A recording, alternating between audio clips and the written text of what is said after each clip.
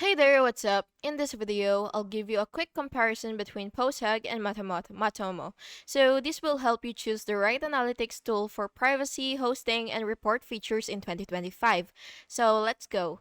For the first one, which is overview of the tools for PostHog, it has open source and supports websites and apps and includes session recording and feature flags.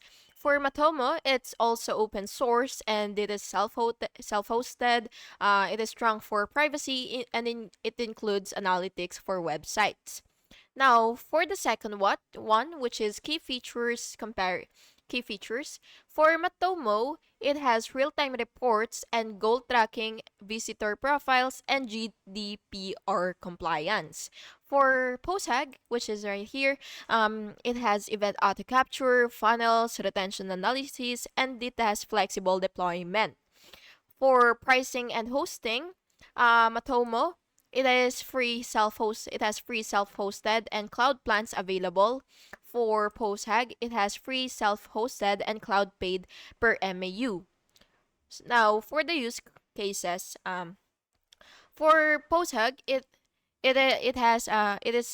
is good for startups who needs full featured analytics with self-hosting. Now for Matomo, it's good for companies that's focused on GDPR and basic analytics. So if privacy and compliance matter to you, then you should go ahead and choose Matomo. But if analytics depth and session tracking matter to you the most, then use PostHog. And yeah, that's basically the comparison between PostHog and Matomo. And you can pick the one that best fits your analytics goals. And yeah, thank you so much for watching this video, and I really hope you found it helpful. And if you did, please make sure to like and subscribe for more videos like this. Thank you and have an awesome day.